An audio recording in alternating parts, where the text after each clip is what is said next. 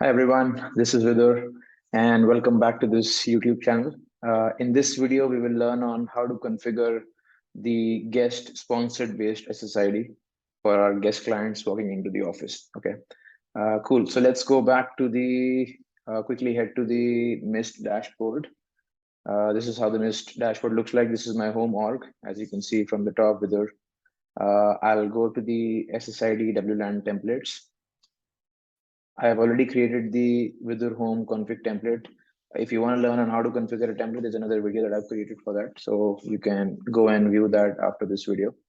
What I'm going to do is I want to start by creating an SSID for the sponsored guest authentication. So how this really works is, if any guest walks into your office, you want to give them internet access, what they will do is they'll click on the SSID. A sponsored page will open in front of them, which will talk about your office. Of course, it could be your logo, and it's going to ask them for the name and the email address and whom do you want to meet. Basically, the person whom they want to meet will act as a sponsor for them. So how it works is, once they enter their name and email address, the request will go to them, and at their backend in their a request will pop into their email address saying as an email that they want to connect. Once they click on approve, you will be granted the internet access right here. Okay, so let's see how it looks like in real. So I'll click on add WLAN and I'll type the name as guest underscore guest just to be sure. And since this is an L3 SSID authentication, I'm going to make L2 as open. So we just need an L3 authentication part here. I'll click on custom guest portal, click on configure portal.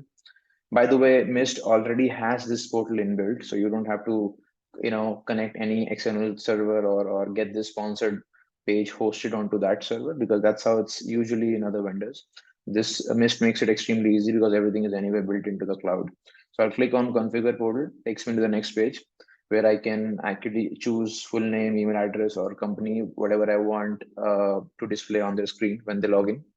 I'll keep it to default for now, but I want to take you to the next page where I'll just write welcome to Vidur's home, because this is my home network. And here you can actually enter the custom fields that you decided in the last page. By the way, how to configure a guest portal, I have made another video on that. So I would encourage you to go and watch that. This video will specifically focus on how to configure a sponsored guest authentication SSID. Okay, so I'll go to the next page where it will come. Sorry, not the next page, the page after that, of course. So I'll keep it to center so that the alignment is the message that asks for name, company name, email address, that will be center in the screen. So I'll click on authorization, and this is where I will configure the sponsored guest access right here on the screen. So there are two ways by which we can do that. Okay, one is I can define a sponsored authorized domain, which means I can write here as juniper.net. Now, anyone coming to my office as a guest, of course, they're coming to meet somebody. So whether they're coming to meet me or one of my colleagues or somebody else, how this will work is I will enter juniper.net here. Now, if they connect on the SSID, they'll be asked to enter the name of their name, their email address, their company name, and then they'll be asked to enter the sponsored name and email address. Okay, I'll show you how it is. So once they enter all these details, they will basically connect on the internet once the sponsor approves at the backend. So I'll show you how it looks like. I'll click on OK for now, and this is where we enter the authorized domains. Once I click on OK, once I click on create, this will become a part of my template, and I should be able to see it in the Vidur's home site, which has the access point. So now what I'm going to do is I'm going to stop sharing for a minute because I have another client that is already connected onto this video. Okay, and I will share content from my mobile phone so that you're able to see how exactly the client connects and works. Cool. So let me see how it looks like. I'm going to go to settings, and then I'm going to go to Wi-Fi. I should be able to see guest underscore guest SSID, but since I just created it, I just want to quickly refresh the list, and Hopefully it should show up now. Let's give it a few seconds. It's connecting on the old SSID even now. Let's see when it pops up. Come on, guest_guest. Yeah, it sometimes takes a minute. Let's refresh the list once again, just to make sure we see the SSID.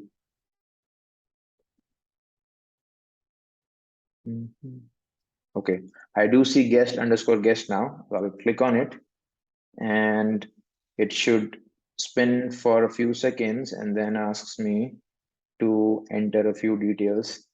This is how, now this is the page that popped up and this is what the page looks like. So what I'm going to do is I'm going to write as Vidur is my name, or let's say, since let's say it's John Doe and email address is test at the rate test, test, let's say gmail.com. Okay, cool. Company name is Juniper Networks.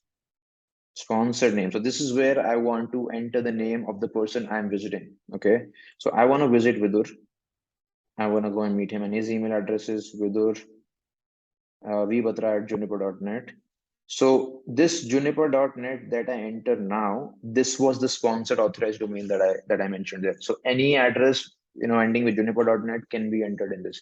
So what I'm going to do is I'll click on accept, and I will click on request for Wi-Fi. But before I do that, I just want to take your I want to show you that this welcome to Vidur's home that I mentioned in the initial part of the configuration. This is at the top that it's written welcome to Vidur's home. So you can change that to whatever you want to display, and I'll click on request to Wi-Fi.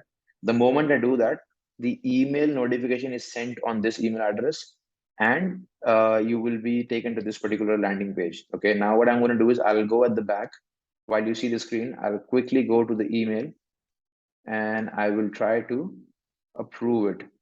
Okay, so hang on, let me quickly go to my email, and once it opens up, I should receive an email from the missed site. I do receive it, and it says John Doe is requesting access to Wi-Fi. Do you approve or not? So I'll click on approve. The moment I click on approve, okay, on the screen, if you see, it took me to another page saying, yeah, the request was approved, and it says success. So once I click on done, it should be able to take me to a page and says, okay, guest internet, you are connected. Okay, so let me stop sharing from the mobile phone so that anyway we are connected now, and I will take you back to my screen, which is the missed dashboard. Awesome. You should be able to see this now. Anyway, this is how you configure a sponsored guest SSID. The one thing that I did not show you was this. I'll go on the guest SSID once again, click on the configure portal part, and I can actually do the second way, do this the second way as well. So instead of defining a domain, I can define a set of predefined sponsors. So now in case you have a list of few folks, or let's say you have a list of the IT team that is responsible for approving all the requests coming from the guest, you can actually do this. You can define certain people in this list, and they'll be the ones responsible for getting all the requests. Okay, so and you can add one more. I can add one more if I want. Let's say John Doe is the one. John Doe at juniper.net. So in short, I can add up to 10 sponsors here. So all the requests coming in from the guest will go to these two gentlemen here on the screen, and they will be responsible for the approval of all the guest SSIDs Wi-Fi. Okay, Wi-Fi access. So these are the two ways by which you can configure the guest sponsored based authentication. This is right now the most widely used guest SSID authentication way, and it has become very common now, and it becomes extremely easy on the Juniper Mist portal to configure this, because everything is anyway built into the cloud. You don't have to integrate with any third-party server to host where the page is hosted. So it becomes extremely easy that way. So yeah, I mean, this was it. I hope this was helpful. I hope this was, extremely useful for you, because this is, as I said, it has become the most common way that people configure this. People configure the guest SSID. And let me go back to the home page, and I will surely paste the link of two videos in this in the description, where one is to configure the guest SSID as a whole, and what to configure and how to configure. Second is on how to configure config template. Okay, so I'll paste the link of both the videos, and you can go through them to learn more about it. So thank you so much, guys. I'll stop sharing, and thank you so much for your time, and you have a wonderful day, guys. Thank you. Thank you.